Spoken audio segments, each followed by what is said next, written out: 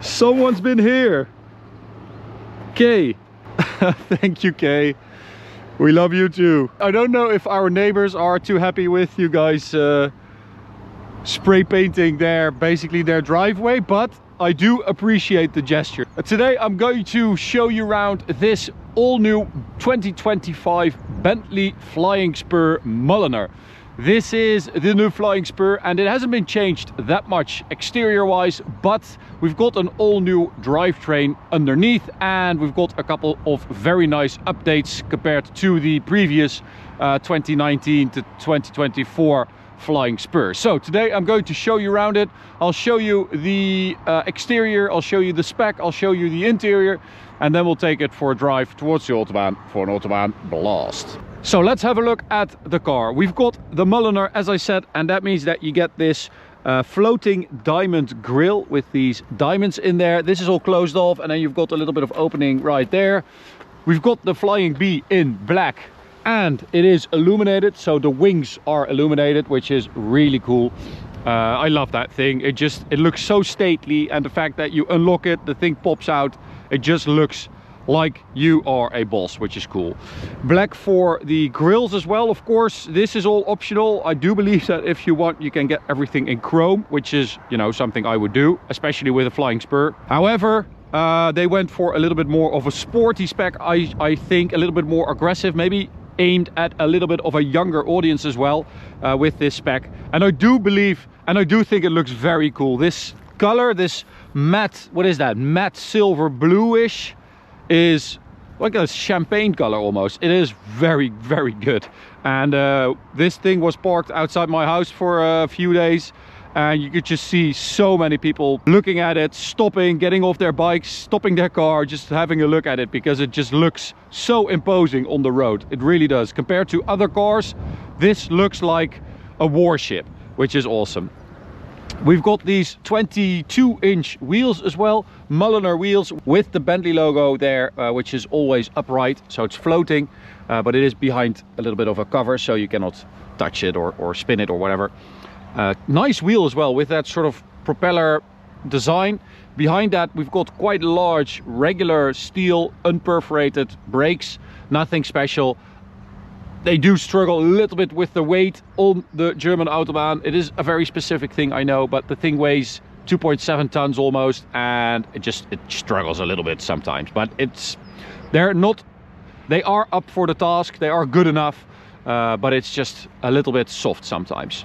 We've got new dampers for the 2025 model, so twin chamber dampers, which means that the difference between the comfort and sport settings is a little bit bigger.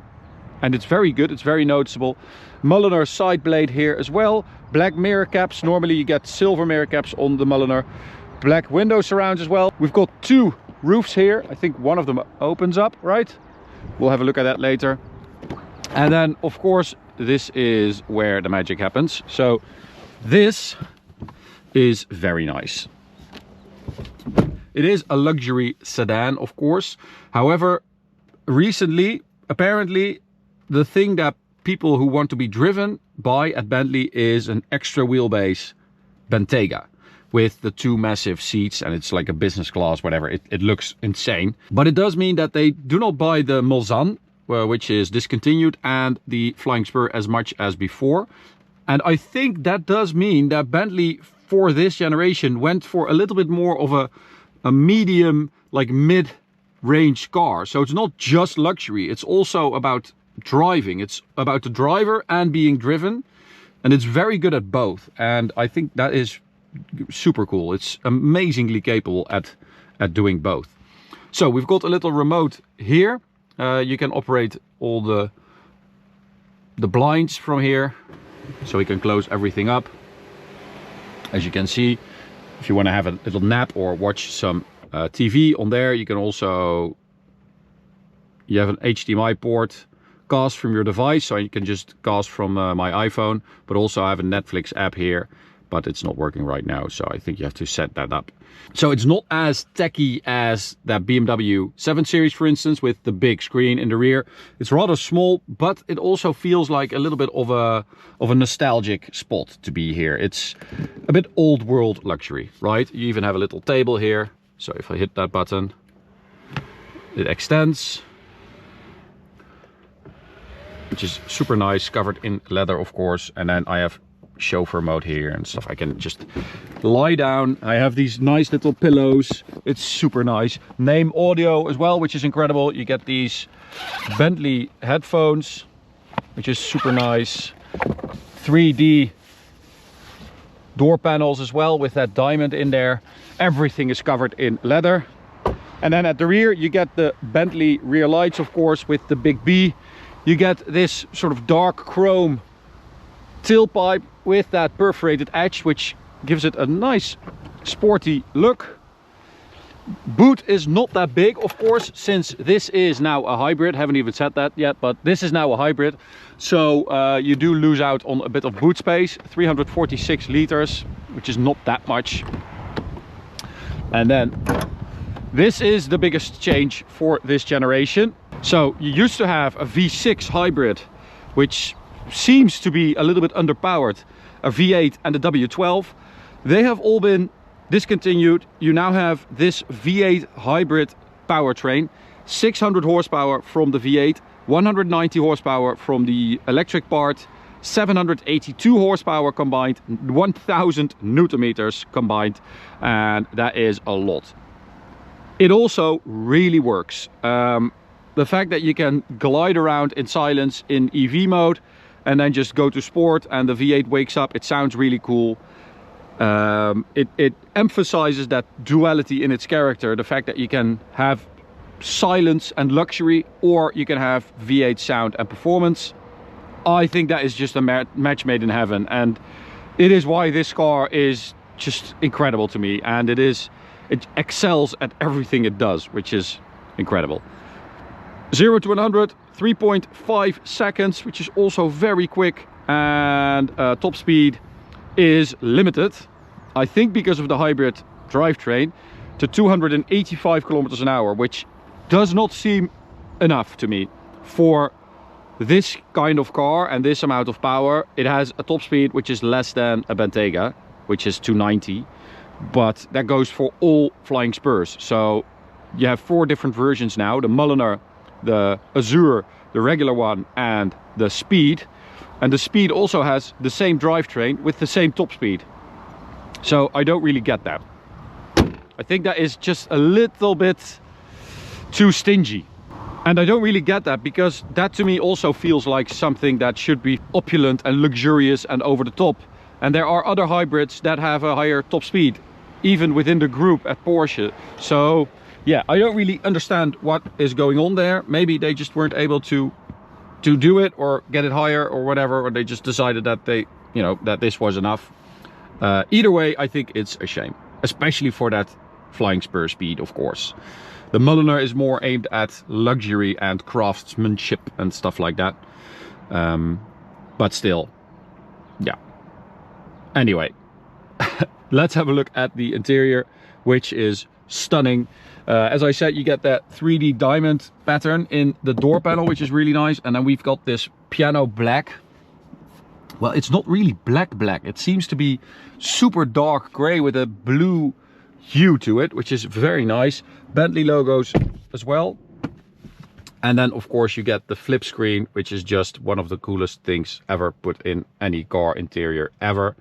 I love it. It just gives me such a James Bond vibe, and I love doing it. I love hitting the button. I love driving with the screen hidden, because it's just, you don't need it all the time. And most of your information, the most important information, you can also get on the instrument cluster. So I love this. You get another little Mulliner clock down there, which is also beautiful. That already looks like a very expensive watch. And then you've got your controls down here, which is also perfect. Buttons for everything you need, and everything is just the tactility of this car. Everything you touch feels expensive, feels like well made, solid. I love it so much. I really do. I'm a bit of a grandpa when it comes to this kind of stuff, because I love cars that make you feel this way. All right, start it up. So we start up in EV mode. Let's get the the screens open, the blinds for a little bit more light. And we've got an 8-speed dual clutch transmission, which is also great. The engine, by the way, is closely related to the old V8, but they have optimized it to work together with the hybrid system. Drive, let's start in Bentley mode, which means that we start off in EV mode. And you just glide off like an environmentally conscious aristocrat.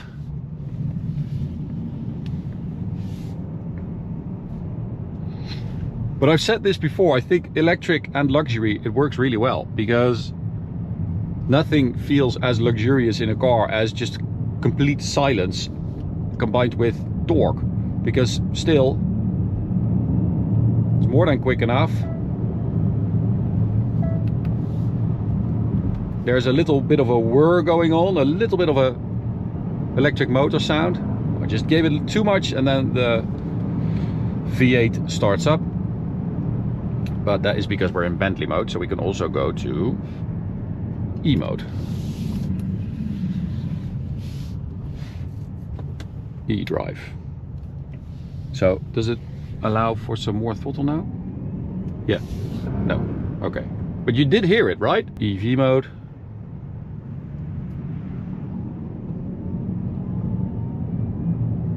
I felt a little, does it have an, I think it has a transmission on the E motor as well. I think I felt a shift there. But this is really nice. I love this. So if we go to sport, the engine starts up and it also goes into battery hold mode automatically.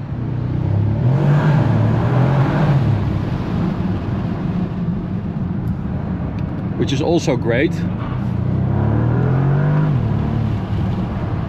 So electric range claimed around 75 kilometers. I've seen in the system around 68 kilometers when it was completely full, or 69, 70, something like that. So that's not bad. Also, that's quite a usable EV range. And it seems to be charging up, regenning pretty quickly when you're in sport mode. So that, I always feel like that is very useful, that you can control how much you have in your battery by using the petrol engine, so that when you need the EV part, you can use it without charging it up with a charger and stuff like that. So that is really good. Also, we have 4-wheel steering to make this incredibly long car feel a little bit shorter. We also have 48-volt active roll stabilization, which also works a treat. And we also have launch control. Yes, we do, and a very aggressive one at that. So because you have that dual clutch transmission, it can just basically clutch dump, which is really cool. So just foot on the brake, full throttle, and there we go. It's like, what is that, like 4,000 RPM launch control in a Bentley. It's very nice. And 3.5 is also what I measured, so that is great. But look at this, it's ridiculous. It's, if you compare this to a Rolls-Royce Ghost, for instance, which is a bit more refined and a bit more aimed at luxury, I would say, it has nothing when it comes to actual driving. This offers a duality that I don't think I've experienced in this type of car before. I mean, it was always pretty good to drive, but the W12 is just so heavy, and it means that the nose is so heavy of the car. It just starts pushing really quickly, you know, pushing forward, understeering a little bit. This does not do that. Okay, so I did feel a little bit of traction control still. It is off, I turned it off, but I think it kind of didn't want me to slide it there. But you can, I have done it, you can do it. It's just ridiculous the way the two far ends of the spectrum that this car can cater to, like luxury and performance, is really, really good. Of course, you still feel, you know, the fact that you're driving a very large, very heavy car, but the way it handles itself is super nice. It handles itself with dignity, so it doesn't do anything it can't do, and if you push it hard enough, of course, you will start understeering, but it's just the level that you can achieve, and I didn't expect I could go that far, which is nice. So let's go for that. How nice is that? And we'll hit the Autobahn. It's quite busy today, so we'll see what we can do, but you know, top speed is 285 GPS, so yeah, you don't need that much space, to be honest. And the great thing is, when you, let's just, while we're behind this BMW, when you put it in B mode, in Bentley mode, it's like the regular one, you know, the air suspension raises up, it feels very comfy. I do bear in mind that I've got the tire pressure at 3.7 bar to be able to do the top speed without the notification. So normally you would be at like 2.4, I think, which is a massive difference comfort wise, so you might hear some more from the tires, but still it just wafts along. And if you just graze the throttle, it's quite a long throttle, so you're able to drive it carefully if you're driving someone, that it's not too aggressive. And the way they've judged that is just so good, that you just graze the throttle, the car starts picking up speed, you go a little bit further, you get a downshift, and when you go to sport, the car just tightens everything up. It braces itself, so that's 290 without too much effort. 100 to 200 I did a 7.58, which is also good. It's quicker than the previous W12 Flying Spur that we tested, so at least it is quicker than that car. It's just that top speed that kind of keeps bugging me. I think it's just not enough, but yeah, that's something that, you know, a majority of the people isn't really going to care about, except for with that Flying Spur speed. I think that just needs to be super quick, especially since that previous one had a top speed of 330 and was the quickest sedan for a long time, until Maserati came along with the Ultima 334, which is debatable, let's be honest, because the Flying Spur actually did it, and the Maserati it's questionable. But anyway, that's a story for a different time. Well, I really love the way that you can drive this car in different manners. If you're careful with the throttle, depending on the driving mode, you can do a lot of electric driving, but also after that it's still very comfy, it's very soft, it's very easy to drive comfortably. And then when you switch the mode and you use a bit more throttle, the car just changes and wants to deliver that performance. When you do a kick down, the way the gears, it just shifts down a couple gears so quickly, the revs climb, and it's a very nice experience. Unfortunately, it's getting a little bit too wet to do like proper top speed, but I already did 291. It does like 296 on the speedo. That's the limiter. If you want to watch that, go check out the video in the top right corner. I've done it earlier in the first video, so go check that out. We also have a bit of sound in there and some acceleration measurements and stuff like that. So, but just look at this. So 5th gear goes down to 3 so quickly, and then it just picks up speed so nice, so well.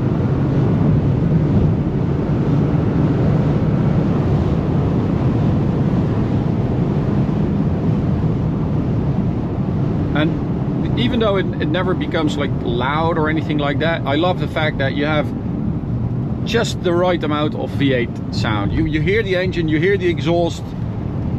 That's what you want. You want it to feel, you know, like that V8, not like it's working hard to do this, but just you just want to know it's there.